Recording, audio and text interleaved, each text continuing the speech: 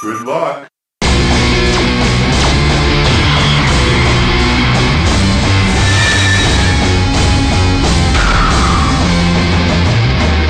Hello and welcome to Season 2 of Things We Play. We went away.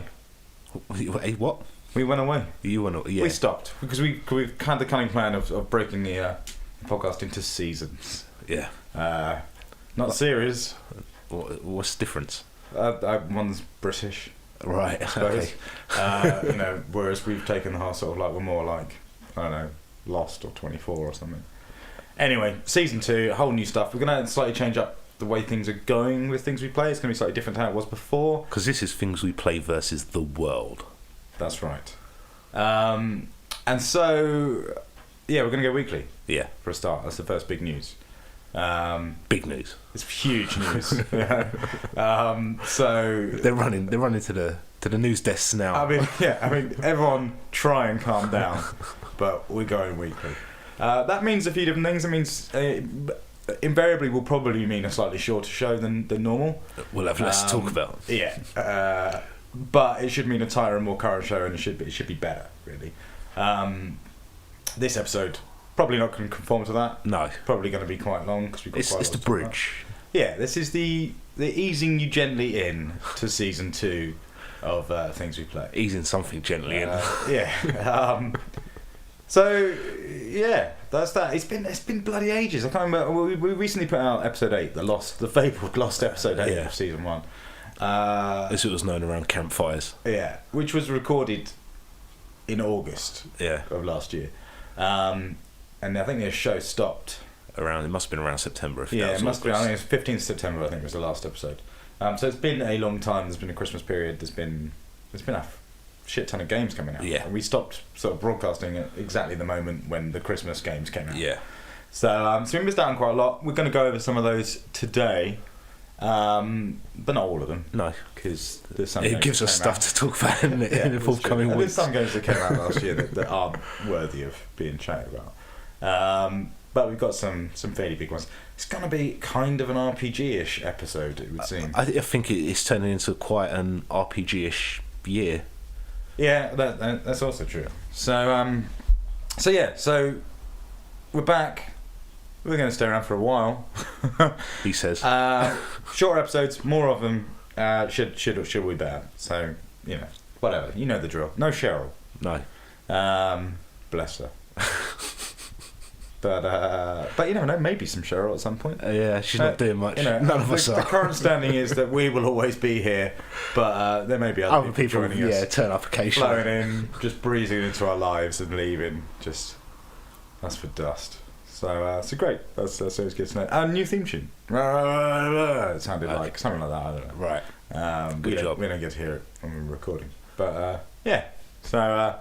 All right, let's do some shit. It's been ages. It's been, like I say, it's been since September. Christmas, can't even remember whether it was good or bad. Doesn't matter. I think it held a lot more promise than it actually delivered. That's often the way. Isn't it? So roll on, Christmas 2012. I don't know where we start. Big games. Start at the beginning. All right. What's on the list? Oh, well, the beginning of the list. Right. Okay. I thought you meant in the very beginning, long time ago. No, it'd be a long show. We'll do it this way because actually we don't want to just slam everyone with RPGs. If you're not into RPGs, this it'd be shit an episode. We don't want to do it, so we'll break up a little bit. So we'll start off with a big one then, which was Skyrim, which is an RPG. A pretty big one. And November, did that come out? Yeah, about that. Whatever. Yeah. End of last year, at some point. It was kind of a big deal. It was. You weren't going to get it, was you? No, because it's been documented on the show before, my previous experiences with the Fallout games, and a little bit Oblivion, and I largely hate that shit. Yeah. Too much walking, too much reading, not enough anything. Just too much walking. It's just the walking. So yeah, don't go on with them and have a tendency to just kill everyone. Yeah. And that's it. Got Skyrim. Actually, Skyrim was bought for me, so that's the other thing. I didn't even buy Skyrim. Someone got it for me. It was a gift. So you feel obliged to play it for a bit. And I got it only this year. I got it. When did I get it? February. Yeah, a February couple of months back, wasn't it? And did it. Went through all of the main quests. I think I put like 50 hours into it. 50 pathetic hours. Yeah, but for me, 50 hours in a game that I should hate. That was pretty good, and I really liked it. It was kind of. I have no idea why I liked it, apart from the fact that dragons are cool.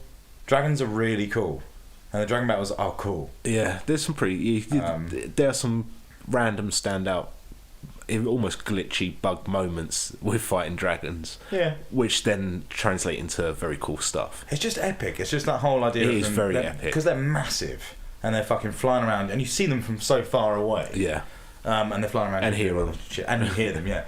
And then they just come crashing down to the land every now and then and around in front of you. You just slash them on with a sword. That's kind of mental. I kind of love that. Yeah. It's always the same. And actually, the game, even though I put 50 hours in it, never got easy for me to kill a dragon. Right. It was always sort of like... in fact, towards the end, it got a bit of a chore. It wasn't like a fun challenge. It was like, this is just going to take a while. Yeah, I did spend a lot of occasions pegging it from dragons because it's like, I'm doing a quest, a dragon's turn up, I can't be asked to fight him. It's quite good fun. And carry bones. Yeah, exactly. It's just loads of this. Like, I can't leave more dragon bones. They're worth too much money, even if I'm not using them to build armour. It's true, but they're heavy. Yeah. I'll never like a game with encumbrance. But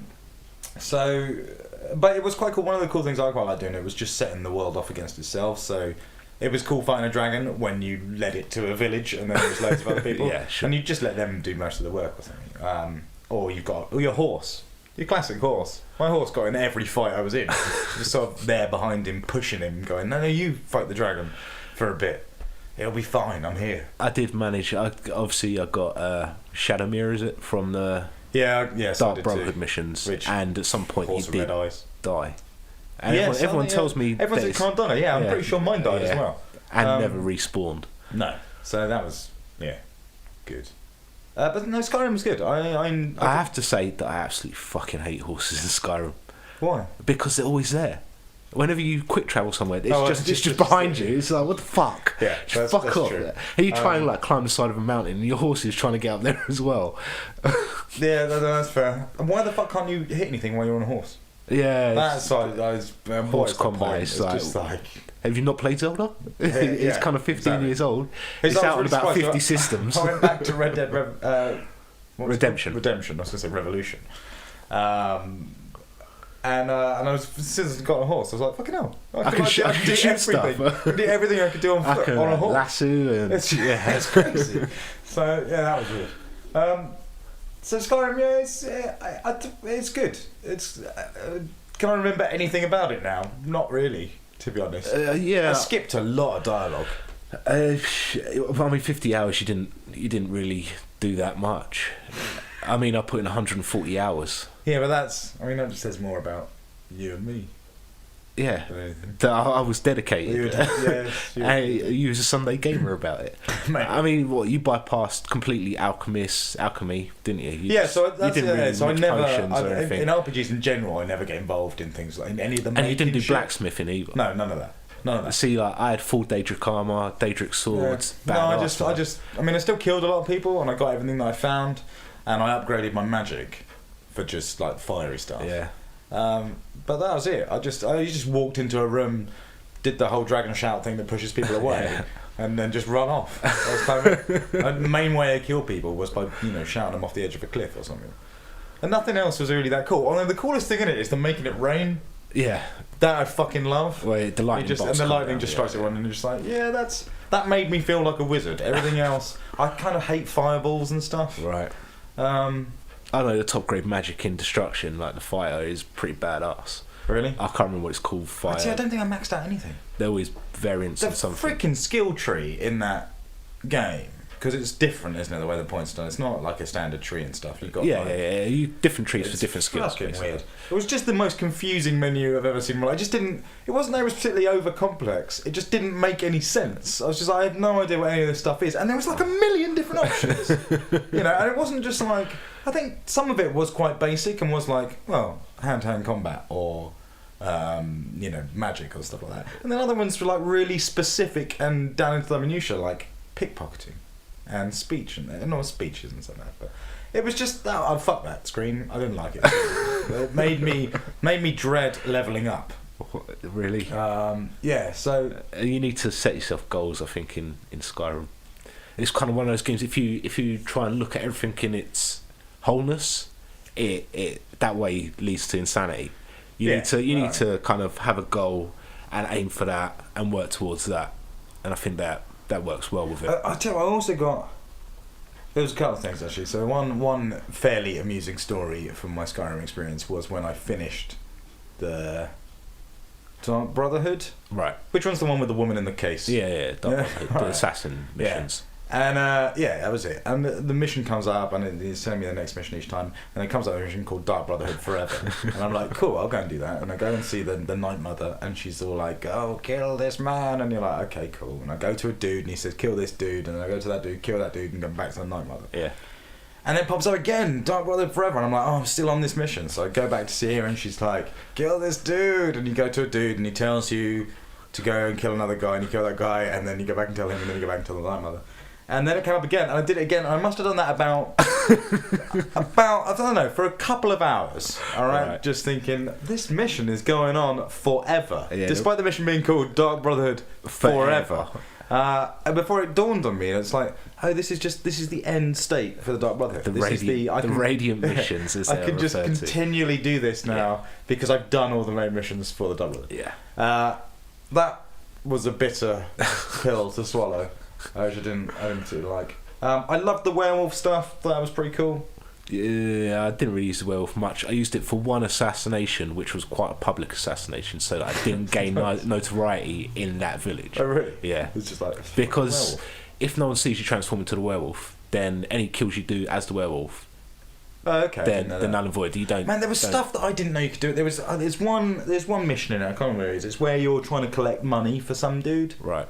And you have to persuade 3 people to pay him the money to pay. Yeah, and you can get into fist fights with one of the shopkeepers. But like the ways that you can get them to give you the money to bribe them and sort of make them do what you want, just were beyond me. Something I never even thought you could do in the game. Like this one woman, you take her statue and stuff, or you break stuff around them, and like you damage their property, right? And that will change how they respond to you. And I was like, what? I didn't know Oblivion did shit like that. It just should have made sense, but it never really. I don't know if Oblivion does. Skyrim. No, Skyrim.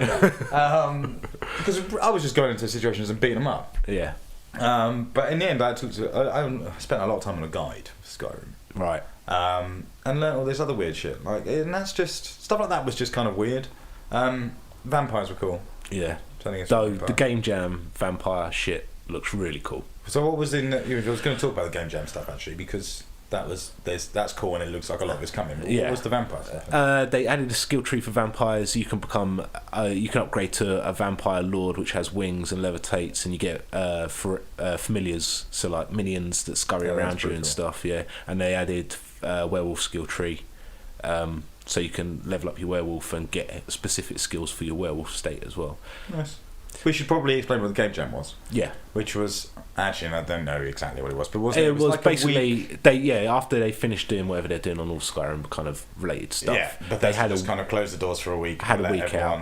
All their devs just fuck about with what they were working on and make up kind of ideas they had that didn't make into the game, so they messed around. And some of it was stupid stuff, and then some of it was awesome. And some of it's come out now. So like the Connect Skyrim shouts. Yeah, that was one of the things from Game Jam. So. And there was things like, well, no, I don't know what else was there a multiplayer thing in there, or there was fighting when you were on your horse. It was one of the things. Kind of kill cam for arrows and magic. Oh yeah, and that's made it in now, isn't it? Has it? Yeah, that was in the last patch. Okay, didn't know. Yeah, so there's 2 things now that have come out from that. Super mud crab boss. Yeah, looked pretty badass. There was things like random weather effects and it's kind of day and night cycle stuff. Boring shit like water. The glow on water and stuff like that. Currents for water within dungeons or something, and it was cool. It had some exciting stuff. It had some boring shit. It was like a pretty bullshit move on Bethesda's part, because it was sort of like, you should be fixing the fucking problems. Well, yeah, and also it was like, here's a load of cool stuff that isn't in the game. Yeah. You know, that could have been in the game if we'd taken. And we might put it in the game. We haven't decided whether you're worth it yet. It's a cool video. You can check it out on YouTube. It's a cool video. Just search for Skyrim Game Jam. But yeah, some of that stuff seemingly is coming over, so that's pretty good. Because they've not really done any DLC yet, have they? No, it still looks like it's a long way off. Last I heard on kind of Twitter, they were going, we haven't really decided what we're doing, and obviously there's been a lot of speculation that the maps for Oblivion and Morrowind are contained within the game itself. Very low resolution, kind of top-down view, and people have broken the game to get to those maps to have a look at them and stuff. I'm sure you can see those on YouTube. I haven't looked at them myself. But yeah, I mean, the downside to it is where it's so open world, it's so big, and there's so much to do. It is broken in a lot of ways, which is the downside. I mean, those games always are, aren't they? And it's not as bad as anything has come before it. I don't know. Really? Yeah, like, it seems to be more robust than the Fallout games. Fallout 3 almost had a mission breaker, but I managed to get around it. Skyrim, I had mission breakers, where I couldn't complete quests. I couldn't complete my Daedric quest, which is an achievement, which I was quite pissed off about. Yeah. They're taking it all too way too seriously. And the dragon flying backwards. I mean, it's funny the first time you see it. It's irritating later on down the line, because it means when you're in the radius of a dragon, you can't fast travel as well. Yeah. Because you can't fast travel when there's an enemy. You have to peg it for like 75 miles away from a dragon before you can fast travel, which is quite irritating. Yeah, I never saw one of the backwards one that was fixed before I got the game. But it's amusing the first time you see it, where it's only got one wing flapping and it flies into a mountain and then reverses. That's fair enough. But when you can't kill the fucker, you can't hit it with fireballs or anything. It just stays in midair. It's reminded me of all the mods that have come out. So there's a lot of mods. Stuff. When the best one I saw was the Macho Man Randy Savage Dragons, which is fucking brilliant. You just hear him coming, it's like and then it just is Macho Man with wings. The Thundercat one was pretty cool. I didn't see the Thundercat one. Where the guy modding his character, so he had the Thundercat symbol, but it was on a grey instead of red. Right. Okay. Disc, and he shouted Thundercats every time he did Dragon Shout, and he had just locked it so that he had infinite Dragon Shout to the Lightning Storm ability, and then the third tier of it was Thundercats. Ho! Yeah, that's pretty good. Yeah, it's badass. So Skyrim's worth dipping. It's definitely worth an investment. I mean, there's few games that if you get into it will give you that much back. Yeah, that's true. I mean, it's no Call of Duty 6 hours. No, and it's unusual for me to put 50 hours into a game that's not a multiplayer shooter or something. And I genuinely fucking loved it. So I think that speaks volumes for its worth, really. Yeah. Although I got by the end of it, and the way I left it was I just stopped playing it, and then I never went back. But I was desperate for some guns by the end of it. I was like so fed up of just a mace and a bow and arrow and stuff that I just wanted to shoot things and hurt things when I came out of it. It made me sort of aggressive. Right. So So that's Skyrim, basically. I think it's good. Yeah, it's very good. I'll be playing it again when DLC comes out. Yeah, definitely. All right. So moving on from that, then another game that we'll go for. We're going to mix it up. We're not going to go for another RPG. No, we were going to talk Mass Effect 3, but we'll come to that. Jesus, and I've not played that.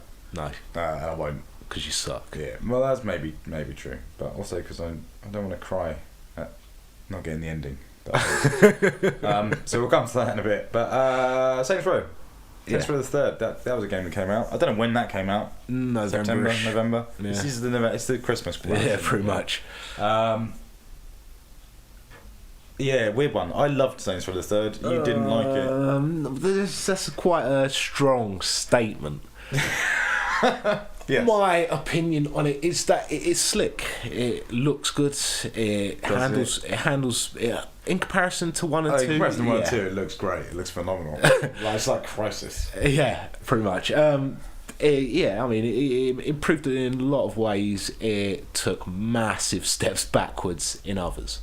Well, they said, didn't they? They had a weird thing that Saints Row history is always a bit. The first one's a bit dodge. Yeah. Second one is brilliant. Yeah. And the second one's based on the first one's engine and environment. Right. Yeah. Yeah. And then what they're saying is that they started again for 3. Yeah. Ran into all sort of similar problems that they had with the first one. Right. And so in theory, 4 should be brilliant. Right. Because they use the same city again, same environment, and they've nailed it, and yada yada. So there's a lot of stuff that feels rushed and weirdly edited disjointed and stuff. Yeah. But it was still the humour in it is freaking fantastic. Yeah, it's got some. It has got some absolute spectacular set pieces and stand-up moments, and you are physically laughing out loud. I mean, it's because it does so many things that you just sit there going. It's not even that it's particularly funny. It's just that I can't believe this is happening in a game. You know, from everything from Burt Reynolds showing up as Burt Reynolds, as mayor of still wherever they are, still Port, to all of a sudden you're being in a zombie invasion. Yeah, it's very bizarre. It's just sort of like. Or the Matrix Tron level thing where with a text adventure in it, and there's a bit in that game where the game is emulating lag as you're fighting one of the bosses. Yeah, it's like this does not make any sense that this is happening in a game. All that I loved, but it was really clunky. I didn't like the way you kept flashing up into loading screens and coming out into that menu every single time you're in start a mission, and things like that. And the music's fantastic. Yeah. It's got some awesome music. The use of music in it is very clever. From the helicopter jump with Kanye West kicking in to the finale. Yeah, they use it to create like maximum power scenes, don't they? That's the thing. The only problem with that is that you've got, the power bit where you're jumping out of the helicopter and the holding out for a hero and the final sort of race to save Shaun D. Yeah. And the other bit, the Karate Kid moment in the... Killbane fight, and that was all quite cool, and they made those moments sort of more special and funny in some ways, and sort of harken back to other stuff. But I'd already heard all that music throughout the game because it's all on the radios, and so it kind of felt cheap. Yeah, felt like they were just using the music they'd already licensed, and they didn't have anything specific for those scenes. And I would have preferred it if they just didn't have that stuff on the radio, and it was only in those moments. Yeah, they would have really stood out for me. But it was cool. Yeah, I didn't have that because I didn't really pay much attention to the radio, unlike when I do in GTA.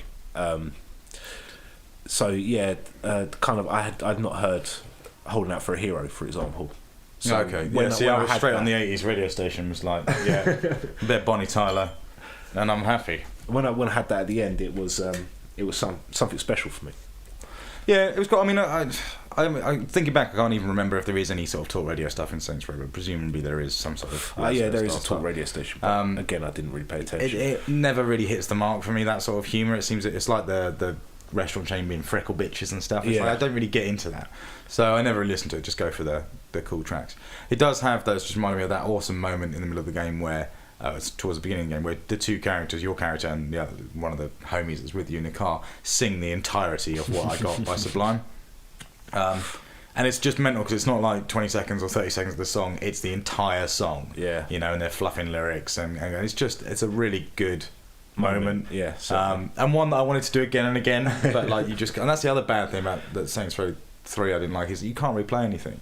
You need to just be saving all the time on the off chance that the next mission's fantastic. Awesome. Yeah. And there are some really good missions. So that's kind of strange. I mean, my gripes with it was that the map isn't as large as Saints 2, and it seems to rush you through the game quite quickly. I mean, you go from having a shitty little apartment to a high-rise penthouse within like 3 missions or something. Yeah, and a loading screen. And I didn't like accessing the missions from the phone. I preferred to in 2 and 1 where you drove to the markers. Yeah, that's true. The whole distractions aspect of it is there's a lot less distractions than there is in 2. They're over a lot quicker. Man, I hated being in a helicopter firing rockets at a car. I just really hated that. And giant fucking purple helicopter. I don't like the Saints. That's the problem as well. It's like I'm not into the colour purple. No, it's a bit of a weird. It's like it's not cool. I wish they didn't look so gimpy. And that's just. I didn't like any of the gangs. I don't like a lot of the visual design of it anyway. But the gangs in 3, I really didn't like the luchador dudes. I quite like the hackers, but the luchadors with the kind of. Mexican wrestling mask. Just terrible. I don't care. The other one was just generic Yakuza stuff. And I mean, you kill like the main guy that you're after, who's in the trailer, walks in and knifes the bouncer at the beginning with the 2 chicks. You kill him like really like by the end of the first act, and then you're left with like 2 other shitty gangs, and you're just like, this is over in a heartbeat. This game. It was cool. There were some things that it genuinely did well that I think sort of pushed that whole genre forwards and stuff like Some of the combat was brilliant. I mean, it was only the other day that I showed you the hand-to-hand combat. Yeah, I forgot about the left the hand-to-hand trigger. combat's brilliant in it, but you never really get to use it because it automatically puts a weapon in your hand. But there's some cool moves in that. I like all the like takedowns that you can quickly do. Jumping into a car, just running and jumping into a car, although fucking ridiculous. And I kind of hate it a little bit for looking that ridiculous. It's not cool enough. It's just a godsend, isn't it, for just like jumping straight into a car and driving off. Yeah. And you know that was all right. Your Dukes of Hazzard stuff. None of the customization was there. The customization did feel a bit limited, Especially the cars, man. I really enjoy customizing cars. 90% of the clothes are just like, I don't care. I'm not going to wear that. I don't care. Yeah. I want my dude to look like a badass. I don't want him to look like a dick. True. And it focuses a lot more on your character looking like an idiot and running around. Yeah, like isn't this fucking hilarious? He's dressed as a rabbit. Or look at his giant head. You know, I want him to look badass. Before we even get onto the Genki stuff, which was just weird, man. I'm convinced that the Professor Genki stuff in Saints Row the Third was massively cut. Possibly. Because there's no explanation or reason for it at all. It's not like there's a scene where you see the TV show, or it's like some weird like Running Man type thing, isn't it? And it's like there's no context for it. It's just this weird, mad, fucking professor Japanese thing. endurance. Yeah, but it's just like it seems like something must have been cut out to explain any of it. But then maybe not. It's Saints Row. Nothing makes any fucking sense anyway. Yeah, it's true. So I mean, DLC in general with Saints Row I've got issues with so far. it was poor, wasn't it? There was a lot of it was challenge room stuff, wasn't it?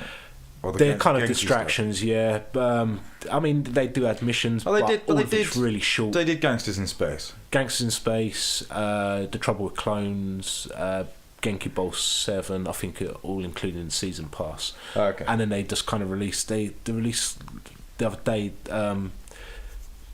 the Saints War Pack or something, where you can get a tank, T-Volt, and something else, military hardware, in purple for 160 points. Really? Yeah. Yeah, It's see, like- I'm not interested in it because I'm not actually one of the I've already Saints. got a white tank. I've already got a black tank. Yeah. The black tank looks fucking cool. I've already got like a white hover bike and a black hover bike. It's just like, you know. I don't need that shit in Yeah. purple for 160 marks. It's almost like caring for the person that's sitting there playing the game wearing a purple hoodie and purple trousers. You know, it's like I'm not that far invested into it. I'm not actually in the game.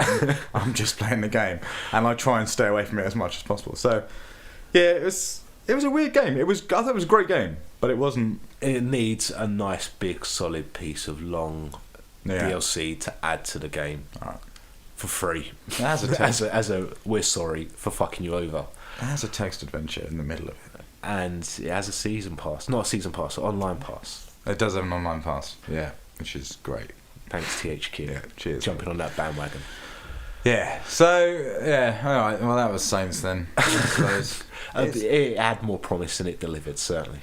Yeah, it was It's my crazy and it had lots of wacky stuff, but it's kind of actually we can probably lead into it. Actually, it's made me want Sleeping Dogs Yeah. so much. Yeah. Because it's weird with the whole sandbox games how none of them have really captured exactly what it is I kind of want. Yeah. And GTA used to do that, and it kind of doesn't now. Yeah.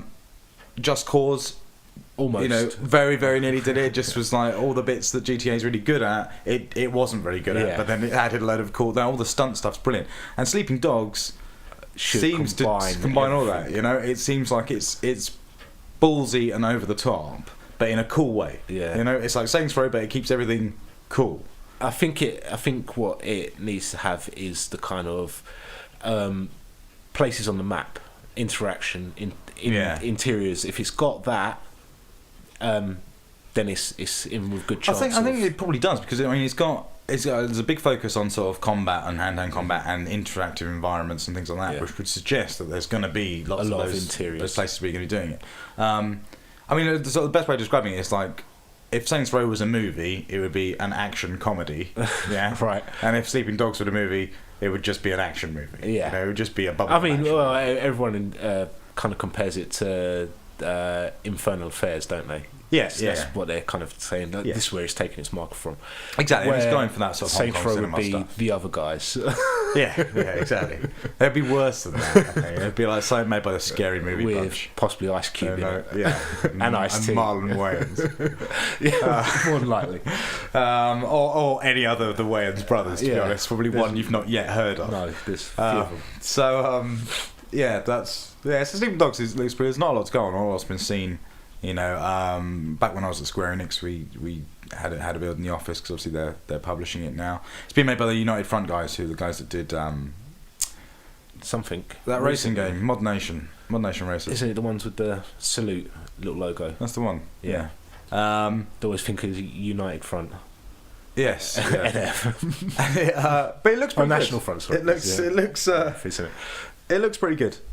Frame rate seems a little bit sketchy in the videos that I've put out, but then from They got a while yet. yeah, and my Fingers experience from putting out trailers is quite often when you're putting out a trailer. Certainly, the first couple frame rate is normally a bit dodgy. Yeah. You know, certainly was the case for Just Cause 2, and you know that was fine when it came out. So we'll see. But there's bits I love about it. I love the idea of. I mean, the car combat stuff looks really good. I like it's got Just Cause style jumping from vehicle to vehicle, but not in a ridiculous. You know, you're not Rico Rodriguez and just laughable sort of secret agent. You're going to be this cool sort of Hong Kong cop. So undercover. Looks, They're saying things I've read kind of say it's quite jarring, the jump from one vehicle to another. So it's kind of like you're holding on with your fingernails. Oh, really? Yeah, okay. It's kind of got that realism to it. Yeah, it'll be good. That makes you flinch every time you do it.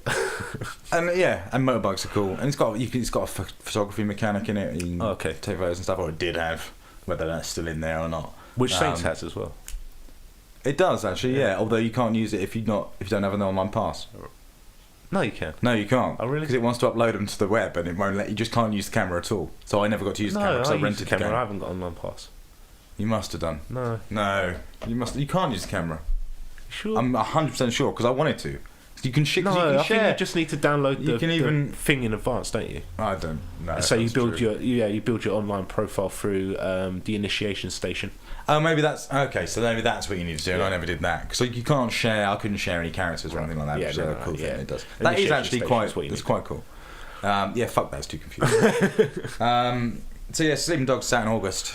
I'm looking forward to it. It looks cool. The live action. The live action trailer was fucking genius. I'm so amazed that they came out with that. But it's just like, not only was it just a really good trailer and really true to the game in terms of what it portrays. Right.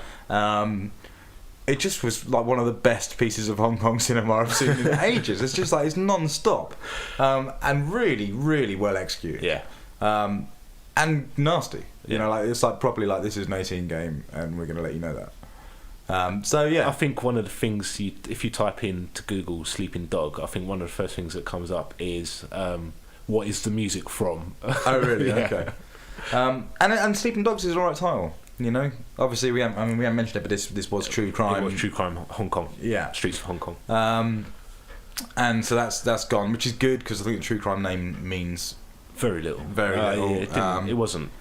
I mean, number one. Oh yeah, LA it was a good game. Yeah, it was. Yeah, it's a great game. Two but was it's like nowadays, sort of like it's second-rate sandbox game is not something you want to be tied to. No.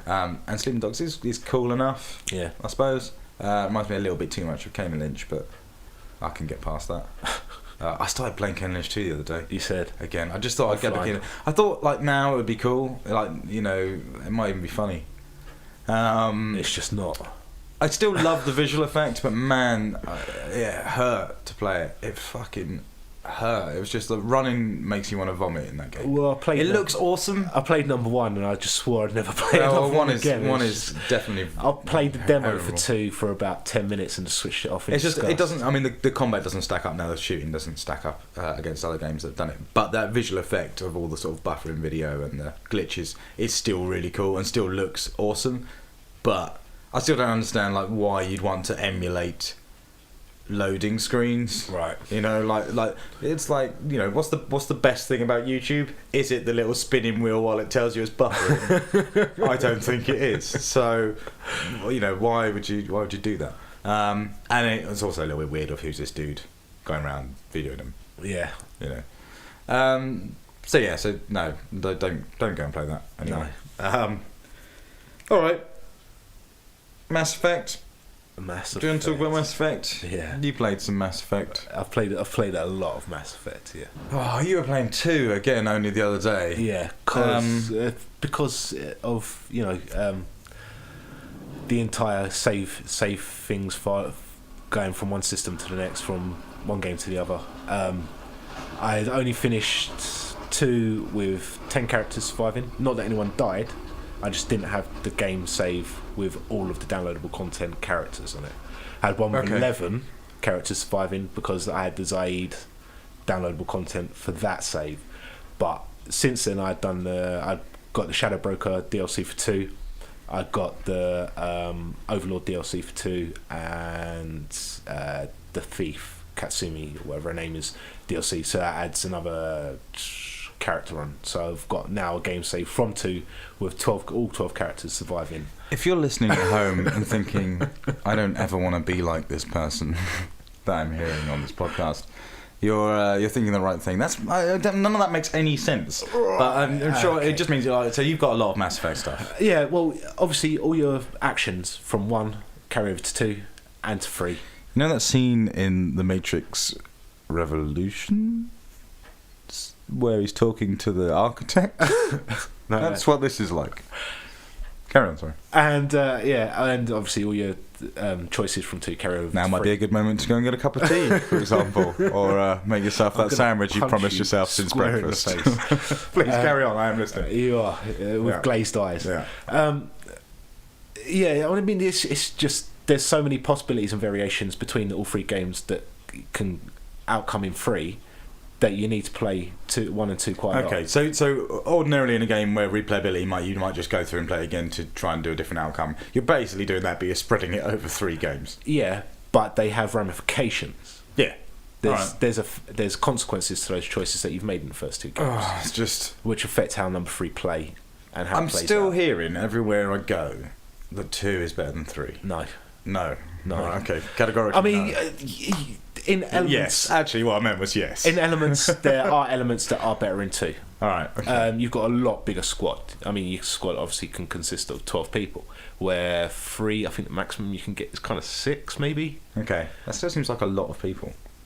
Well, you only ever take 2 additional characters with you per mission, anyway. Right.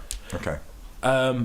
But the impact of 3, man, it's like these people that have saved your neck 100 times and you've been squad mates, your war buddies, and you've got stories to share around a campfire, are just dropping like flies. Right, okay. So it's kind of... It's emotional, man. It's the closest I've ever come to crying while playing a video game. Pussy. Your face is a fucking pussy. And it's just epic.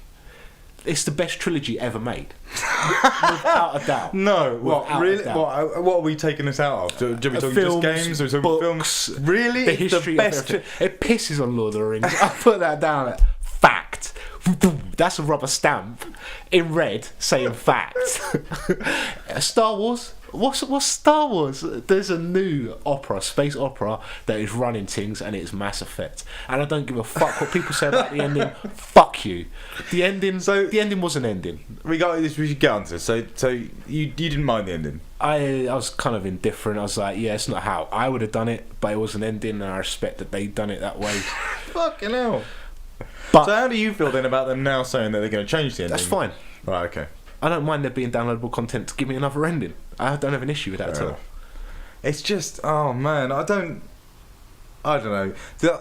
I've not played any of the Mass. I played a little bit of Mass Effect 1. I didn't touch 2. 1 is hard. It's hard going. I went back to 1 recently, and I was just like, fuck Mass Effect. I really cannot be bothered to play this game. My enjoyment of the game comes from I really enjoyed the announcement trailer for 3, and that's it. You know, I was like, oh, he's in London. Look, he's in Big Ben. But yeah, oh man, that was a lovely thing actually. I'm surprised they didn't just land in fucking New York, because everything's based in New York. Yeah, true.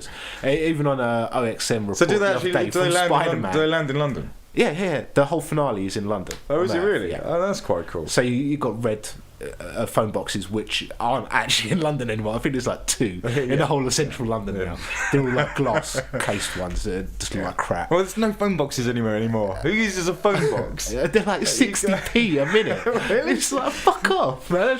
They like stand there. 60p? That's great. There should be a guy literally there in a highwayman's outfit That's with a a penny a flintlock second. pistol for you to make a phone call. It's ridiculous. Fuck BT. Just so you can put your fucking, the... And that's to a mankiest- landline. Yeah. Plus you're holding a headset that's covered in piss. At the very minimum. Oh yeah, that's not good. All right, fair enough. So yeah, it's Mass Effect. I don't know. There's been a lot of complaints about Mass Effect, mainly about this ending. Yeah, people have been going that they're not getting the sort of closure that they wanted, and, and their decisions are not being reflected. It did come across as rushed. I mean, it says on the website, I don't know if it still says it now, they said it the other day, said it offers radically different endings depending on your choice. And it's like, well, it didn't seem like anyone was getting radically different. I had a look on YouTube and stuff, seemed minorly it's like, here's the ending. False advertising. Yeah, so they've said they're changing it now, they're going to patch it. They've not said when it's coming out, but it's this free content that's adding more than just cutscenes and stuff, and is going to apparently it's supposed to be quite a lot of content added, which has got to suck. I mean, that can't have been their plan all the way along, and it's kind of weak to then go, yeah, we'll change it. Well, I mean, my concern initially with Mass Effect 3 was that it's too soon for them to be putting it out after 2. It was, then they pushed it back when I was like, phew. I mean, that's relieved me a bit. I still think it's too soon. It should have had another 6 months dev time. Yeah, maybe. Really. What's the for kind of the caliber of game it is? Multiplayer's in it. Have you played multiplayer? Do you have to play multiplayer? Wasn't there some other sort of furore about the fact that you had to in order to complete the game? You don't have to. No, you don't have to. I've not done the multiplayer and then finished it. Okay. I've done the multiplayer, gone to do the final battle, got the achievements from it, and then switched off. Excellent. Yeah, apparently you get better endings if you've done the Galaxy at War stuff. You don't have to do it. It's purely an achievement thing. Okay. It's horde mode. It looked alright. It's good. It's fun. Just look like third person. 12 hours. It won't go beyond that for me. It gets boring pretty quickly. The way to the kind of driving force behind it is you unlock different characters and different classes, different races. They've done a resurgence pack. And isn't there some sort of weird purchasing thing where you're buying like packs? Yeah, basically you do missions with for example, if you've picked a soldier, it gives you 3 powers. You do your 10 waves of horde mode with other people, 3 other guys. That earns you credits as well as leveling up your character for you to improve your powers, blah blah blah. With those credits you can then buy, or using Microsoft points, I might add, 3 levels of packs: recruit, veteran, Spectre. The higher the grade, the better the shit you're supposed to get out of it. So basically they're like gold baseball cards, card packs almost. So you the just gold get a cards random bunch of stuff in there. FIFA, kind of along those lines. Okay. It's a bit too random. You don't get what you're after, and so I lost interest after, like I said, after about 12 hours or so. It's an interesting idea, but it's the I would have much rather have them gone, this character is 25,000 credits. It's just the whole idea of like, I just like to know what I'm buying before I buy it. Buy it. Rather than it's like just to do sit on the corner going, I've got a mystery box for a $5 for you. Like, fuck off, because it gives you shit you don't want. It gives you shit that you're not after. I've got a Batarian the other day. I fucking hate Batarians. I don't want a Batarian. I want a Geth. I want to be a Geth sniper, and I can't play infinitely until I get that Geth sniper. I might never get that Geth sniper. But you could buy it. No, you can't even buy it. No. You can just buy more packs. Of random shit with Microsoft points. Yeah, that's a bit weak. Get bent. I'm not playing this indefinitely. It's not that good. It gets boring quickly. It's still the best trilogy ever, though. But better than the Back to the Future trilogy. No, you tested. The Godfather trilogy. I've never watched the RoboCop trilogy. Yes, only RoboCop 1 is good. RoboCop 2 is passable. RoboCop 3 sucks. Is it better than the Spy Kids trilogy? I've only seen one Spy Actually, there might be a fourth against Spy Kids against my will, and it was shit. They're great films. Rubbish. Alright, okay. Well, so, I'm never going to play it. You suck. They're going to do more. Good. They're bound to do more. There's going to do more. I don't mind. I mean, that was just the end of the Shepherd stuff, wasn't it?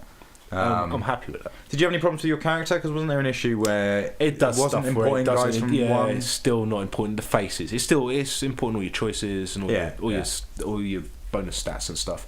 But yeah, you have to rebuild your face. I mean, my shepherd's a black guy with blonde hair and blue eyes, and like Wesley Snipes from Demolition Man. yeah, pretty much. Simon Phoenix. And I was really freaked out to see Cole playing his game with Zach, the same voice shepherd.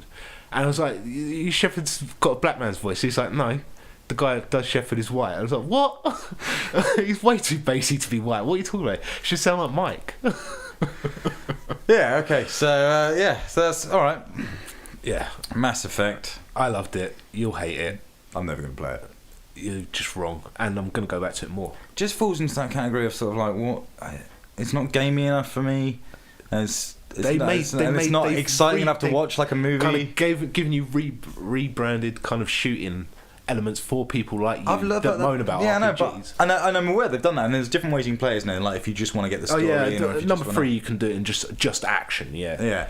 But even with that, it's like I don't care for Mass Effect. Like I just feel like I got shafted by 1 and 2. It's not for me. I'm not going to like it.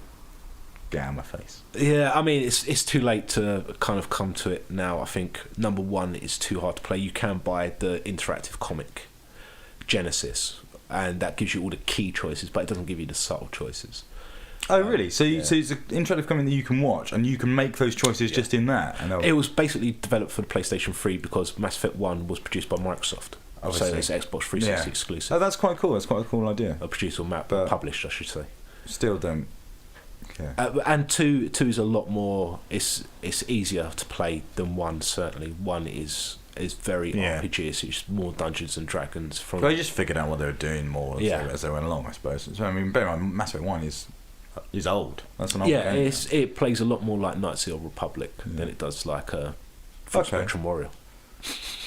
All right, well, we should move along then. But before we do, I think we'll take a little break. Cool. That's probably a good idea. So, in standard TWP tradition, we're going to play a little track now. We don't know what it is.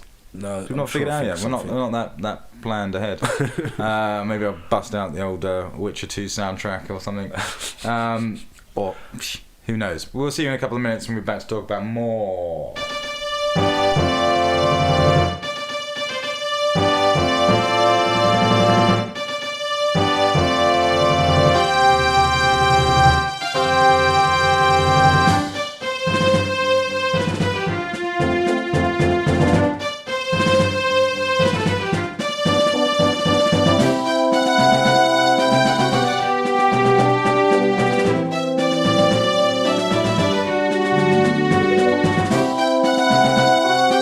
If you'd like to get in touch, you can email us on thingsweplay@gmail.com, or you can find us on Twitter @thingsweplay.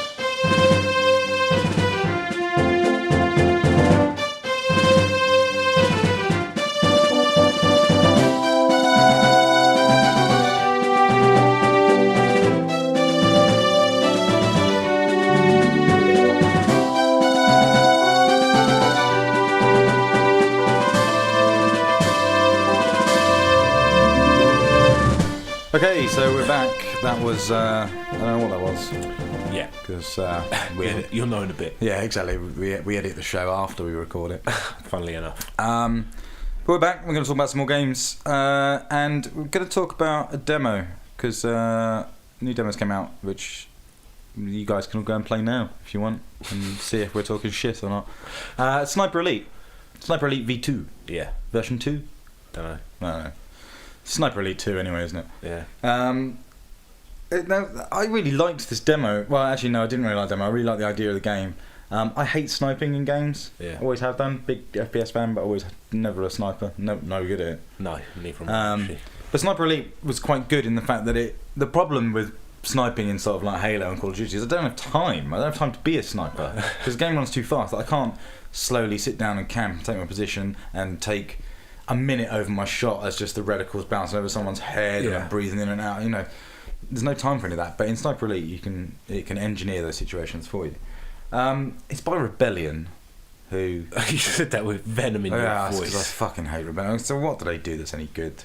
They made some alright AVP games a long time ago. And NAM 67 is supposed to be pretty good. I've not played it myself. Shot 2 Blood Trails. Rogue Leader? Rogue Warrior. Rogue Warrior. Rogue Warrior was good, man. No. Yeah. And I played it after I had an Xbox 360. When I got shot my first Xbox 360. Oh, hang on. Wait. The blue dude? Yeah. That was Rogue Trooper. Rogue Warrior was the game that was 360 game with No, not Rogue Warrior. Rogue Trooper. Rogue Warrior was fucking diabolically bad. Didn't Rebellion make Rogue Trooper? Yeah, they did. Yeah, because Rogue Trooper was awesome. they've got the Judge Dredd license. Right. They hold the Judge Dredd license. Don't they make really bad Judge Dredd games? They just make really bad games. Period. No, but Rogue Trooper was badass. All right, but it was also a long time ago. Yeah, okay. Yeah, I just didn't play it a long time. That was bad. We reviewed that. That was something. reviewed when I was on the magazine. That's how long ago it was. Yeah, it's a while. So, all right. So Sniper Elite. I kind of like it. It's Rebellion, so it's a bit janky and it's kind of it doesn't really work. The demo is linear as fuck. Yeah, it is. Which is like its real problem because it's just like 2 corridors and you go down and it's not a sniping game as such where like the sniping kills are really cool on it and it does some awesome stuff with kill cams that we'll talk about. But the whole idea of being a sniper is that I'm silently picking people off, and every situation in the demo, at least, is you shoot one guy and then 5 guys run towards you, and then you're in that situation where I'm trying to use a sniper rifle against someone who's like 4 feet away from me. There are other weapons, but they are shit. So I didn't try the submachine gun. It's like you've already broken the game if you got to the point where you have to get out your submachine gun, But it's quite cool. I like lining up my shot and accounting for wind and distance and stuff. And when you do a real long distance shot, Super Elite. Oh, see, I do. I'm going to play the demo a lot because I've just been playing around with it. But the long distance shots are awesome. When you can see in your reticle that I'm not even aiming anywhere near this guy, and then 300 yards later, it's hitting him in the forehead. And that's where it gets really cool. Is the kill cams are brilliant. It's got sort of like backbreaker style. X-ray. Yeah, it's a combination of Fallout or Skyrim combined with Mortal Kombat 9. So you've got different kills depending on your distance and the way you kill them and stuff like that. So sometimes you'll just kill them and in slow motion they'll fall down. You see the bullet come out the other side of them. It's wicked if you do it on their helmet because their helmet just goes bang and sort of like bends and shit where a bullet's gone through his metal helmet. Sometimes they'll just drop like normal FPS enemies. Should point out it's just third person, not first person. Yeah. I keep mentioning first person games. And sometimes you get this X-ray shot where it slows right down and you see the bullet literally go through the bones and organs of the person. I made one guy's eyeball explode. Yeah, that stuff's really cool. There's something really satisfying about watching the bullet go through someone's lung. And I did get guy through the heart. Grim. But I thought what was particularly awesome about the things, if you can shoot someone in the balls and you literally see their testicles there in the X-ray mode and they just explode as a bullet comes through. That's not good. Horrible. That's not good. So there's some wincing sort of kills in it. But I thought all that was really cool. I mean, there's other stuff that's quite good. There's a bit where there's a convoy and you're sort of getting the guys in the convoy. You can shoot the petrol tank nozzles off of the cars. Oh, really? And then they'll explode. Realise. That's sort of pretty cool. And there's other things like that. It kind of leads you to take out the explosive packs. Yeah, you set some explosives and it wants you to do that. Yeah, but I found you can shoot the nozzles out, that's pretty nifty. The environment's not destructible in any way, which is kind of really disappointing. I want to shoot out lights and stuff, but. It looks like one of those games. If it goes down to sort of like 15 quid, then it's probably pick it up. Yeah, It does seem to nick quite a few ideas. It also has the Splinter Cell Conviction last point scene. Oh yeah. So you can see So that's depending on the difficulty level that you're playing on. You get to see where the enemies have seen where you last were. So although they seem to keep up with you like you wouldn't believe. It. Once they've spotted you, they spotted you. Even though they're miles away and you're looking at people through binoculars, they can seemingly spot you if you run into the next room or duck behind something. So that's a bit weird. But I think that's the problem with the demo more than anything. I think the actual game should hopefully be better. Well, if they've gone to the effort of kind of putting in the whole ballistics. If you're playing it on easy, there's no ballistics. If you play it on medium, then there's ballistics. If you're playing it on Sniper Elite, then there's ballistics and wind distance, wind speed. It's real niche. Yeah, so it should be quite. I don't. I mean, judging by the last kind of Sniper Elite game, and they sell because people want war games. Right. Everyone wants Call of Duty And let's point out, this is not Call of Duty. No. So they sell, but then they're printed in limited numbers. So they sell out really quickly, and then you get loads of people going, "Oh, where's Sniper Elite? Where's Sniper Elite?" They get a copy of Sniper Elite, and they're like, "Oh, I don't want it. It's not Call of Duty." No, it's fucking Sniper Elite. It doesn't say Call of Duty on it, does it? No, fair enough. I did an interesting experiment with it, because I've been playing it a lot, and the demo allows you to play around with the settings and make your own custom difficulty. Yeah, it does. You know, and so I've been playing with different ones, and I thought I just wanted to experience the kill cams over and over again. And so I played it. The last time I played it with literally no ballistics whatsoever and no wind, so it was just the shots go exactly where I put them. Yeah. And it was so bad.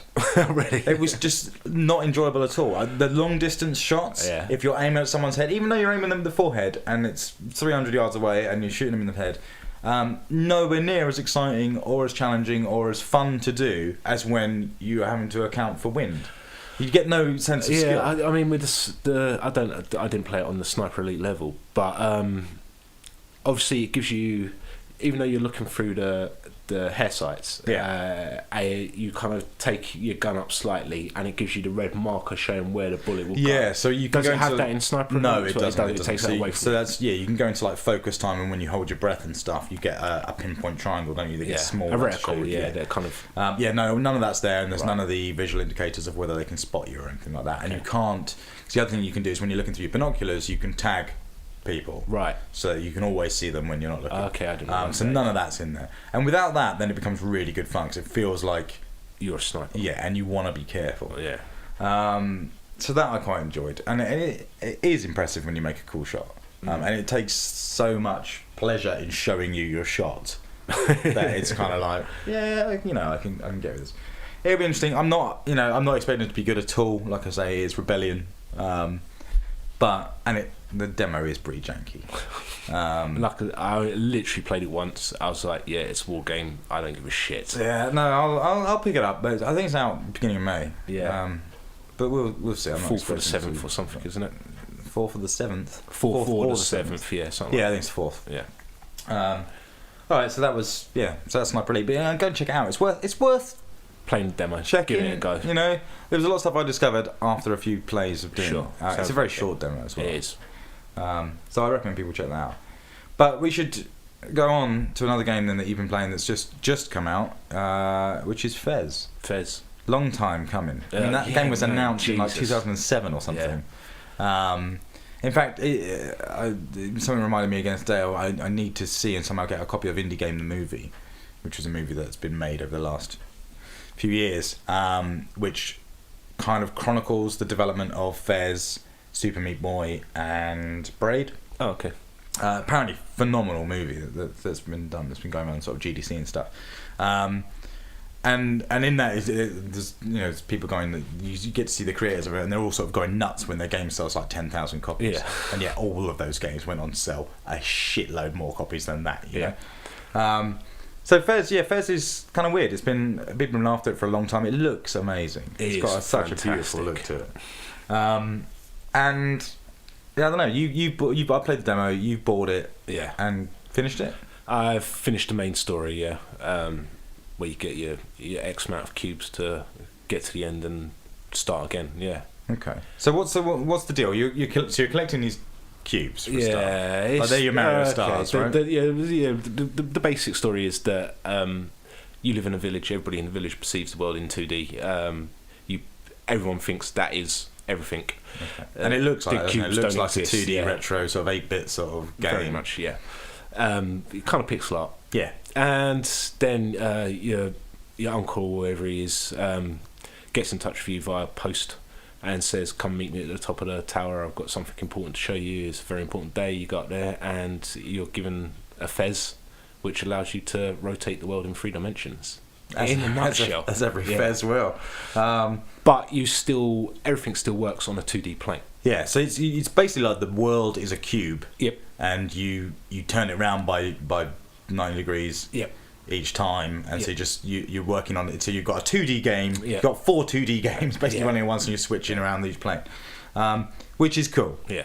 And it means you've got sort of weird puzzle situations where you'll be climbing up one side of a rock, and come to a dead end. Yeah, and you rotate shift the it world. around, and you'll be like, oh, there's another block there. Or there's even situations where you're jumping and shifting mid-air on you, so you can move in platforms around. Yeah, you shift perspective. So things that are over one side, you shift it, and they're then over the other side in conjunction with other platforms. It's almost like a Paper Mario sort of style. Yeah, everyone says Paper Mario. That's why I want to bring up. No, Paper Mario, no.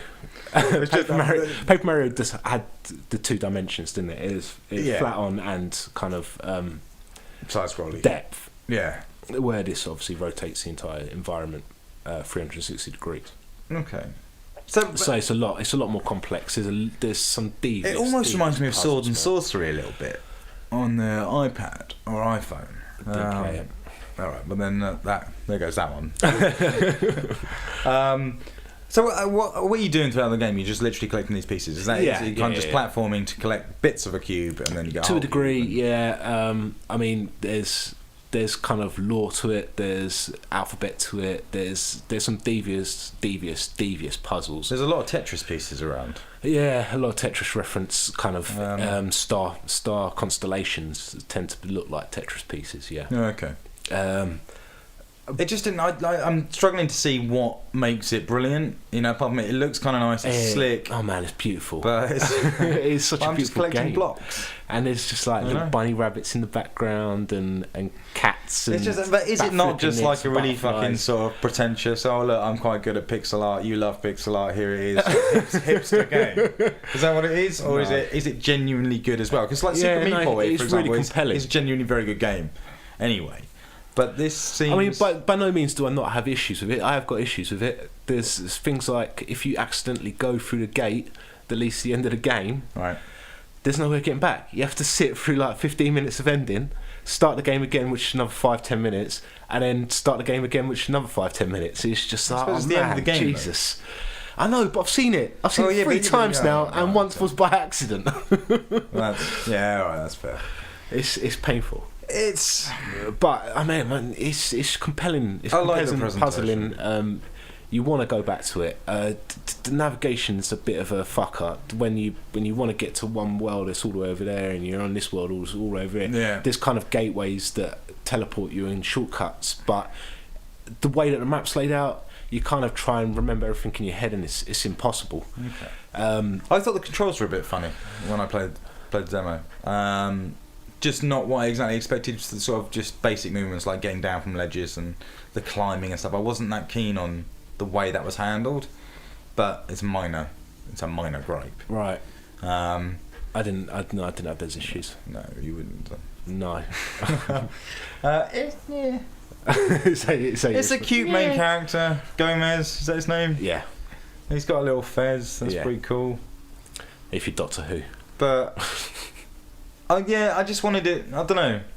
I haven't bought it. I don't know if I will. It's only 800 points. Yeah, bargain. It's cheaper than you'd expect. So. And everyone's raving about it. So, and you saying it's got like New Game Plus. Oh, well, actually, you were saying no. You can't say it. Oh, I know really? what you want to say, really? But yeah, you can't reveal that, man. Buy it, complete it, and then find out for yourself. He's trying to ruin everything for you. Is it really that good though? This thing? No, it's just a gimmick. But it's fucking cool. It is fucking cool. The first time you do it, you're just like, man, that just blew my mind again. That just blew my mind again. Right. And that's something you get only when you finish the game. Yeah. Okay. Yeah, it's kind of nuts. It's nicely done because it is a 3D world, but it looks so much like it is just 2D. Yeah. But it's really cleverly disguised. The environment is everything in the environment is completely 3D built, which you'll find out when you complete the game. all right, we're going to move along then before you ruin everything for everybody. Any further, but basically everyone should play the game. All right, what else have we got to chat about then? We've got. There's been some. Should we do the Halo 4 news? Go on. There's been some Halo 4 news. This is going to go from memory. This is probably going to be all incorrect. Yeah, and all over. No, Game Informer, their big cover this month in the States was Halo 4 with a load of Halo 4 details and references on it. It's gone down. It's had a bit of a mixed response from fans. It's gonna, isn't it? Yeah, that's true. Yeah, it's not Bungie. It's gonna be rubbish. Yeah, and like don't change my Halo, you know. And 343 are changing your Halo. a few things. First of all, I mean, there's a lot of multiplayer details that have come out. Yeah. Those being that basically you're going to have loadouts like Call of Duty, so you're going to be able to select what stuff, similar to, I guess, to the armor abilities they had before, but in more depth. Yeah. Armor abilities are gone, Right. as far as I'm aware, and you're just selecting different perks and weapons and stuff. So that already changes stuff. There was things that really annoyed me that I'm not really keen on. They're going to they're doing that Call of Duty thing where you can join a game as it's in progress. Right. Which I fucking hate, man. Because like you go into a quick match or something and you go straight in and you join a game and it's the first to 50 kills and they're already on 48 kills. Yeah. And you're like, yay! And it's over. And that just sucks. Whereas I quite like it. I mean, the reason they say they're doing it is because people bitch when... Because people... this is weird, right? This is a big complaint, apparently. But people complain when you're playing Halo and your team drops out while you're playing a team game. Yeah. That very, very rarely happens to me online. It happened a lot in Mass Effect 3. People just jump out of games. But yeah, well, that's Mass Effect 3. Yeah. But in Halo, it doesn't seem to... It happens quite a lot on Team SWAT. Does it? All right, well... Even so, when it happens, I like it. Team SWAT gives you on Team SWAT it gives you an advantage. It gives you an advantage, yeah, because there's less of you to hit and more of them to hit, yeah. But I quite like it when it's just like me against 4 dudes, and I will stay in that game. I don't get annoyed when everyone's dropped out. So they're doing that, so that changes it. That miffs me a little bit because I don't want to join a game that's already ending, and it gets confusing. Then who am I playing with? And there's no way of telling necessarily with so much going on. If you went in with 8 players in the beginning and 2 of them dropped out and 2 others joined in, that's not the same 8 you went in from the beginning, and all that bond is kind of lost. So that's happening. They're doing instant respawns. Oh, okay. So again, like Call of Duty, straight back in the action, not waiting for the do. Yeah. But I mean, in Reach, to be fair, you got the option of changing your bits and pieces if you're doing standard Slayer matches. True. So that's interesting. And some of the stuff's gone. So armor lock's gone. Yeah. Running is sprint is a standard for everyone, which is good. I believe jetpacks are still in. You're saying. What else was there? I don't think I've spoken about other things like the evasive roll. The weird I hate the evasive roll and stealth camo, which will probably be some other sort of power and hologram. Yeah. So that looks pretty good. Multiplayer's changed basically. What they've tried to do is they've tried to bring story to the multiplayer experience now. So multiplayer, when you go into the main menu, will just be labelled Infinity. Yeah. And what Infinity is it's this big UNSC ship in the canon of the universe, I suppose. It's the biggest ship that they've ever made, and it's basically a big hologram ship, a big holoship. And that's where all the multiplayer takes place, and it's a training facility for these Spartans. Which... yeah, all right, fair enough. Really, that doesn't change it in any way for me, to be honest, personally. It doesn't. Multiplayer doesn't require a story per se. No, but it's a way that they can put a story on things like Forge mode and things, and everything kind of fits into it quite nicely. So that's how that's being handled. The other thing that they've added to it is called Spartan Ops, which seems a little bit like Spec Ops. Yeah. And you're saying this the Spartan Ops replaces Firefight. Yes, Firefight is gone now. I'm sure it won't be gone completely, and a lot of people are kind of gone a bit nuts for Firefight, going, "Oh, it's my favourite thing." Well, and Firefight's been around for a while. It was ODST when it came out, yeah. So I'd imagine there'll be elements of Spartan Ops that incorporate Firefight stuff, and it seems like it's more kind of a natural progression of Firefight. Yeah. Basically, Spec Ops, the idea is that it's almost like a TV series. I think it's 5 new missions, cooperative missions, that you'll get each week for free. They're saying it's completely free. No clue whether it's DLC or if it's on the disc or whatever. But it's like it gives you a new cutscene and then 5 sort of missions, which could be, I suppose, sort of wave-based combat stuff or 2 actual story things. And that sounds fucking awesome. Yeah. Basically, that sounds just like more single player almost. Yeah. But in a co-op environment. So that sounds cool, and I can imagine Firefight being... it just sounds like Firefight with a bit more story, doesn't it? Yeah. You know, that's kind of it, and maybe an objective as opposed to just kill everyone. So I'm all up for that. So that's the other big thing, and really interested by the fact that they're going to be bringing out new content every week. Yeah. For it, I like no clue how long that's going to last. No. Or what, but that sounds pretty cool. I mean, there's potential this game's going to be nuts. It's Microsoft have a lot got, riding on it. There's been in development for ages. It's got a huge team. They're not going to let it fail. It certainly sounds like it's full of promise. There's pictures that are coming, the images, the screenshots, and the video that's out there now of it looks phenomenal. It's going to be not one of the final games for 360, but it's in that closing portion. It'll be the last Halo game for 360. And it just looks like this could be the one that really pushed it. There's something graphically about that game that looks fucking mental. And Halo's always looked good, but it's never kind of looked the best. It's never been your best looking game, and this just looks like it blows everything out of the water. So that's kind of cool. The only other information that came out was a bit about single player and the campaign from it, which is it's speculated that it's going to be largely about Cortana going into rampancy and going nuts and slowly dying, basically. Which sort of kicked off in 3, really. Yeah, it's kind of been a long-running theme for Bungie in their games. It was a big portion of what Marathon series was about. It was about these AIs that only last 7 years and then they sort of go mental. Oh, okay. And a lot of that's carried on into the sort of Halo universe. And yeah, as you say, in 3, you start to see Cortana go a little bit fucking freaky. Yeah. And I keep forgetting. I keep trying to. It's really puzzling to me. I keep forgetting that Halo 4 follows Halo 3 and not Reach. Yeah. Because there's things like the Covenant are back in it, but that's kind of weird because the Covenant were kind of your friends at the end of 3. Yeah.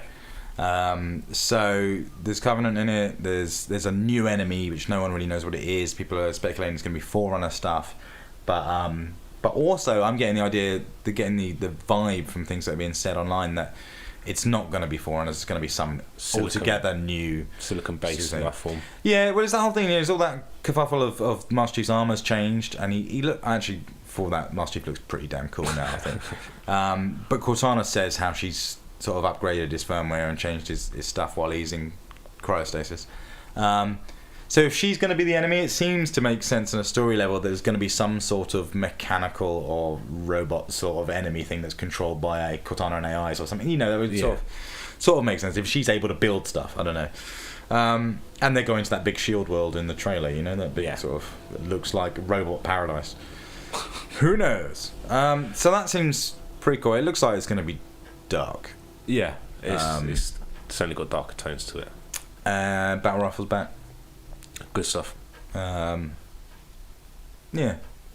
4. They're going to show loads at E3, which is not far away, man. No. I think they announced their conference was 4th of June now. So they're going to focus on it quite heavily for that, and I cannot wait. Also, it's speculated that the release date is going to be announced today. Right. We won't be able to confirm it, but we can get in there first with November the 6th. November the 6th is the current one that they're saying, which kind of makes sense. It's later than usual, isn't it? They're kind of usually aim for around September. I think so. Previously, I think 3 was. Can't remember what ODST was. Reach was September. Okay. I think, pretty sure. Yeah, because original Halo was November, wasn't it? Which is why Halo Anniversary came out in the day and date. So November 6th, it looks like, which is not far off. I can certainly wait for that. So that looks pretty cool. The Game Informer information is slowly coming out online now. You can see scans of the magazine article up there, but all that information is going to be released in the next week or so. So that'd be cool. And apparently big news tonight on Conan O'Brien, but it's probably just going to be the announcement of the release date. Yeah. Unless they suddenly surprise a beta on everyone, but I think it seems unlikely. They've said categorically they're not going to do a beta. Yeah. And everyone just kind of presumes they will because they did for Halo 3 and Reach. Yeah. But no, I think it's if they were going to, it would have to be soon, wouldn't it? Yeah. And that seems ridiculous. So so that's Halo 4. But Witcher 2. Yeah. We said it was going to be an RPG episode. Yeah, we did. And here it is. Damn, Witcher 2, it's out, and we're just kind of. This is one of those games that we both picked up a day early. Yesterday, so we've not played very much of it. No. In fact, it was interesting today that we both found out we played almost exactly the same amount of it, which is a couple of hours. About 3, I think it was. Yeah. I didn't know anything about Witcher 2 before I got it, apart from I knew that I really wanted it, and I don't really know why I really wanted it. Right. I knew it was a good-looking game, I knew it was hard, and I knew it was apparently a really good game. Right. And Polish. Yeah. that he wasn't 100% sure about. I wasn't He had 100% to sure, check but I was before the show. fairly sure that it was of some sort of Eastern European origin. It is Polish, yeah. All of those things are true. It is Polish. It is kind of hard. It is good looking, and it's pretty good. Yeah, I mean, I'm not at this point. It's too early to kind of really decide whether I'm enamoured or not. It's certainly better than it initially seemed within the first half an hour. Yeah. I made I don't know if it was a mistake. It probably wasn't a mistake. I went and did the tutorial first. No, I did the seems tutorial like the as logical well, thing to do. It was that. I think it was important. And it has a real kind of Viva Pinata moment where it just goes, information! The tutorial is... And then goes, you're fucking shit at this game, play it on easy. The tutorial does just kind of go, learn this, learn this, learn this, like quickly putting up big panels in the middle of the screen that have loads of text on them, and there's just like 50 of them. Yeah. And it's constantly going, by the way, do you know how to use these like 5 special runes? Do you know about these 2 weapons that you're carrying at all times? And then these other 5 weapons that you could be having. Bombs, traps. It's just crazy. Magic. And then it goes, right, now fight. Yeah. And then you lose the fight and it goes, I think you should play on easy. It's not. No, do you want another go at the fight? No, it's just like it's easy. Like, you just get in your legs. Have another go. Just give it another try. And it presents it in a way where it goes, we think you should play on easy. Do you want to play on easy? No, it says, do you accept this? Yes or no? And you're sort of like, well, I have no idea what's going on. Like, that was so fucking... That wasn't hard. It was just confusing as fuck. And so, yeah, I'll go on easy. So you guys really haven't understood what a tutorial is about. It's a harsh. I mean, but then we were looking at the game, and the game pack itself comes with this sort of quest guide manual sort of thing. It's quite a big book that's in the thing, and I wasn't sure what it was. And on inspection, we're pretty sure it's a game guide. Yeah, I think it is some sort of strategy guide, a proper strat guide. For free. So that I've not really looked at it. It's just everything in a box that isn't the game with me is just generally discarded. It's also really annoying package because it doesn't fit in the case. Yeah, there's no bottom to the box, so it just slides out constantly. But what are you saying about your game if you're packaging it with a strategy guide? You know, it's like fucking. It's hard. It's just confusing. There's just loads going on, but it's slick. It looks. There's things I've really noticed about it before. It's got one of the best opening cinematics I've ever seen in my life. Yeah, the CGI video is very swish. Quality of it is just incredible, and it's just really well directed. So that's worth watching. I mean, there's some badass moments where the sorcerer fires a fireball at the assassin, and he ducks behind one of the sorcerer's allies, and the guy just explodes in a shower of blood, and the assassin just comes straight through and like takes out the sorcerer. Yeah, it's a cool game. That's the other thing I sort of can't get away from it is that it's from Poland, but I think the dialogue's really well written in it. It's not necessarily well delivered, but the actual writing is really good. I mean, the guy plays the Witcher himself. Voices the Witcher is decent. He's decent quality. Yeah. Like, I can listen to this guy for an entire game. It's not going to be a problem. But some of the people he interacts with are just like. But it's cool. It doesn't. Resident Evil rejects. It doesn't feel Polish, and I don't mean that in a horrible way. But it's like the game feels Polish. There's like certain slightly janky or weird choices that you seem to get in those sorts of games, sort of like Metro 2033 and stuff. There's some odd choices, but actually the game itself is cool. It's just sort of like proper movie cool. Feels like it could have come out of America, certainly. Yeah. And it's first 5 minutes in, full frontal nudity. I was just which seems to be a winner with you. Well, it's just sort of like I was sat there thinking, because it's a very adult game. Yeah. Not that you're seeing anything particularly explicit or it's particularly gory or anything like that. It just takes itself very seriously, even in its humorous moments. So first 5 minutes in, I'm like, that's a boob. That's another boob. That's hair. I like it, but I don't love it at the moment. Yeah, I'm happy with that. I like the combat. Initially, I hated the combat. I was like, this is obviously PC orientated combat. Yeah. It's not meant for a console. They've tried to adapt it for a console and it doesn't really work. But I think that was the tutorial's fault. Okay. I mean, it's hack now, and slashy. Yeah, now I'm quite confident with the combat. I happily tackle multiple enemies. It's not. I mean, it's as much as I say it's like hack and slash combat. It's not really. It's not that brainless, is it? But it's kind of at the moment, unless it gets more advanced, it seems like it's somewhere in between hack and slash, brainless button bashing, and Arkham City, Assassin's Creed sort of style stuff. Yeah, but it's not as far in that direction. But it's not simple. You don't just simply hammer the buttons. No. But it might be that it gets. I mean, I know because you unlock different abilities and stuff, and I'm already unlocking things like the ability to parry people that come at me from behind and taking on multiple enemies at once. And so I'm thinking and hoping that will soon evolve into quite a complex system. It looks like there's enough things to level up that it will do. There's a massive skill tree. I mean, at the moment in the main plots, you've done. It's important to emphasise this. You've done arena, which I haven't done. Yeah. So today I had a quick blast for about an hour on arena mode, which is just combat focused. Hordes, that's what, horde mode sort of thing. Although it's a bit more than that. It's like a hub world. It gives you like a hub world sort of mini area where there's different people that you can go and talk to, and you can recruit them and take them into fights for you. There's like always one fight going on, and you can go and take part in it. And it doesn't tell you who you're going to be up against, and it's fucking hard. Yeah. Like I spent the first maybe 7 fights, I lost. Right. All of them. Okay. And every time you come out, you level up. Oh, nice. At that stage, because it's like so basic. Yeah. Like lose a fight, level up, lose a fight, level up, lose a fight, level up, and then you eventually beat someone, and then you lose another 5 fights.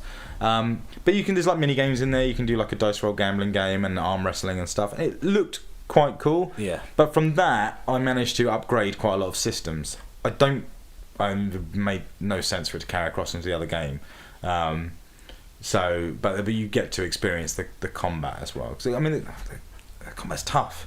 Steering is tough. I feel like driving The Witcher is quite hard because, like, left stick's movement, right stick camera, but it almost wants you to like just accelerate and decelerate as if it's a car on the left stick and steer with the right stick. Yeah. Because if you hit left or right on the left stick, he just swings massively, like all over the place. It's really sensitive. It is. I mean, I hate the way he runs as well. It doesn't seem to have any sort of progression between walking and running. There's You're not either a lot. Walking or running, and the way he runs is he looks like a dick. And he's way too well. It's really kind of. It's too fast for like your average environment, but it's too slow for when you really want to go somewhere. But it is cool, and the what's his name? Geralt, Geralt, or something like that. He's cool. Yeah, he's quite really badass. cool, and some of the stuff he says is awesome. Like, it was a cool moment in the beginning where I was helping some innocent people that were being attacked by the your allies. By the King's men. And I went and saved them, and he's all like, "Yeah, fucking leave these people alone. I'm not going to let you hurt them," and stuff like that. And they're like, "Oh, thanks." And you scare off these dudes, and they knock off. And then the guys are going, "Oh, thanks for saving us. Thanks for saving us." And he's like, "Yeah, I didn't do it for free." And he'd like that was my choice anyway, and forced them to give me something. I didn't force anyone to give me anything. There's a lot of attitude in the game, which is kind of cool. Also, I like the way that it displays everything you pick up, all your trophies and armor abilities and different customization. It seems to be quite a lot of customization on what he's wearing, but all of that shows up on his body. So you can get shrunken trophies and stuff on stuff, and that's quite cool. It'll be interesting to see how it goes. Yeah, it's got a weird beginning. Oh man, the beginning. My downside to this is like you saying offline that quite close to the beginning, there's quite a major decision to be made, which invites replayability. Yeah. Not if there's a 3-hour fucking intro. No, which there is a 3-hour intro. Well, that's it, yeah. That's what I heard. Like, I heard there was a point. I'm not going to look forward to coming back to this game and doing that 3 hours again. Well, yeah, I suppose that. Well, you never know. Maybe you don't have to. It's a possibility. But yeah, and I'd heard towards the beginning there is quite an important decision that takes him off on a different journey completely to the other one. Yeah. And you just won't see a load of content, and then you can do it, and you get the other side. I don't know if I've passed that point. No, I don't know. It didn't seem like there was anything major important. What will be the telling point is when we discuss this again next week. Yeah, exactly. Because we'll go back over this because obviously we've only played such a short amount of such a vast game. But it's interestingly done. I mean, like I say, we played about 3 hours of it now individually, and at that point takes you basically up to the beginning of chapter 1. Yeah. You know, that's basically where we are. You hit the first village. So you almost play out. The whole beginning's handled in retrospect, isn't it? Yeah, you play like a 3-hour prequel of him telling the story of how he got to the situation he's in now. Yeah, you know. I mean, which is no big secret. I mean, the king dies, and you're essentially framed for the murder of the king. Yeah, you're blamed. Who's your friend, and you want to go and to a degree. Yeah. So I thought the beginning was kind of nice. Kind of interesting, and the way that you get to influence that, where presumably you can play those bits in any order you want. I guess, yeah. You know, because you just sat in a conversation and you say, tell me about what happened, and you've got like 5 key points, and you can just go, yeah, I want to do that one. So yeah, we'll come back to it. It's interesting. Yeah. It's kind of a weird game because it looks like, I mean, it's bastard hardcore RPG, but it also has it doesn't feel like Skyrim. No. It doesn't feel as technical as Skyrim yet. It is. There's a lot going on. It's probably more technical, I'd say. It's those weird powers, man. It's your weird magic powers. I mean, the tutorial's just trying to say, look, man, you got a sword, swing it. Press A to swing sword. Press X to swing sword. That's what it should do. But it also goes, P.S. You've got 2 swords, by the way. And you're like, well, what does the other one? And it's like, oh, don't worry. And it goes, and then, by the way, you've got 5 magic rune things that you can. And it's like, this one sets people on fire. And they not. It kind of goes, do this one, do this one, do this one, do this one, do this one. All right, we're done with magic. That's exactly. Magic out of the way. And it's like, what? And you're supposed to just kind of remember and you're supposed to kind of remember and be able to recognise the symbols for each one as well. And they're not really simple things like fire magic, ice magic. So like they like do weird stuff. So there's a fire blast. There's a force push. There's like a lightning paralysing attack. Yeah. You can like stun and paralyze your enemies. There's like a shield thing, and it's just like, oh fuck me, like really all that. And then on top of that, you've got your 2 main weapons that you can always use, and then additional weapons that you can use in slots, such as throwing daggers, bombs, and traps and stuff. And it's just like, I've just turned this game on. You know, I'm not even in the main game yet, and this is too much for me. Yeah. It throws a lot at you very quickly. So we'll see. Yeah, no, I still haven't got. I don't know. And the other thing is, I don't know how to find out how to do moves again. Like I've unlocked stuff on my training skill tree. And it doesn't tell you how to do it. Yeah, no, that's a good point, actually. It doesn't tell you. I think I'm going to have to look in the manual. I recommend... Which I hate doing. I hate looking in video game manuals. Well, EA don't even deem them necessary anymore. EA just don't have video game manuals. I don't think Ubisoft do either now. I recommend going into the arena because it's just going to get you to do a lot of fighting. And I mean, first 3 hours of the game, all the combat you come against is easy. Yeah. You know, and in arena, it's not. It's mental. So we'll check it out. What do you think about the weird sort of stylised cutscenes that were all sort of like comic book stuff? Yeah. It's nice contrast. I wasn't expecting that at all. Just like these weird animated comics. They look quite good. It's a good game. Yeah, it's interesting. I hope it does well. Yeah. I'm still curious. I'm sure about 6 months ago there was findings on the ESRB ratings website for them rating Witcher 1. Yeah, for I think it was XBLA probably. Yeah, or just games on demand sort of thing. But not heard anything about that. So maybe that's a case of if this does well, it'll come out. I don't know if this is going to do well. It's kind of a big release, but then it's hard to judge. Yeah, I didn't have a look in the store today to see how many were on the shelves. But when I went in yesterday and got this copy, immediately they broke the street date. But there was only 2 copies on the shelf. Oh right. It might be quite limited print. Yeah. I don't know if there's a lot of buzz about it or not. I mean, it's kind of tricky as well because it's a game that's not a completely brand new game. It has been out on the PC already. Although this has quite a lot of new content. Apparently, Chapter 3 is where all the main new content and characters is and stuff. And that opening cinematic is new. You're right. So, yeah, it'll be interesting to see. But keep your eyes peeled. Yeah, next week. It's coming on next week's show. Yeah. What's also coming on next week's show is a game I'm freaking can't wait to come out. I'm going nuts for it. I got my 1200 points yesterday in readiness for it. And it's Trials Evolution. Man, Trials Evolution is out tomorrow. That game feels like it should have been here a year ago. Maybe. But I mean, they're doing some. It's the kind of Little Big Planet of Microsoft. It is, but then for all that I've been going on, so it's got a level editor. It's got new things in it. It's got 4-player simultaneous co-op over the same track and stuff. That's kind of the main big deal. And the environments are different. You go outside. I don't know if that is the main big deal. I think the level editor. But there is a level editor in the first one.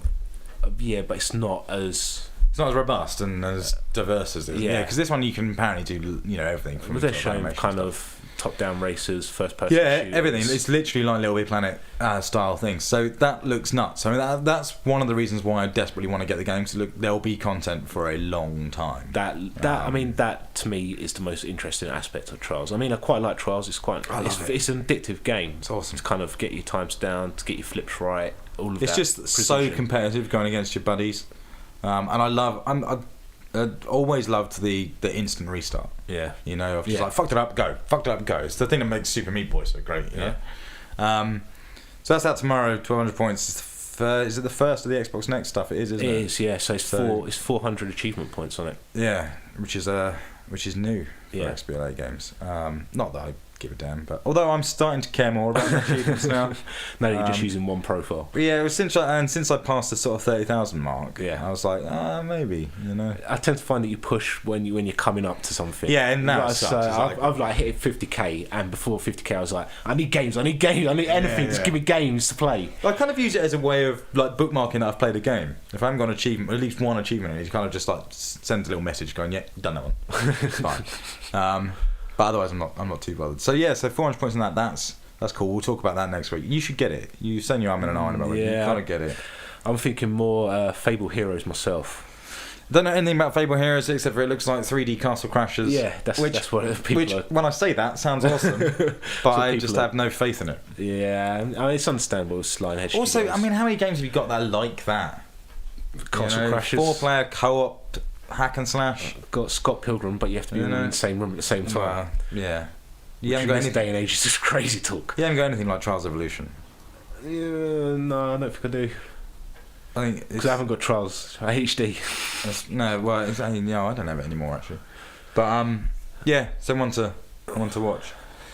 So we'll talk about that in the next episode, along with Witch 2 and some other stuff. Yeah. There's still loads of stuff that we haven't covered from the gap when we were out. We haven't spoken about Halo Anniversary is one example. Batman Arkham City. We'll come to. The other stuff. Modern Warfare 3. I started playing that again recently.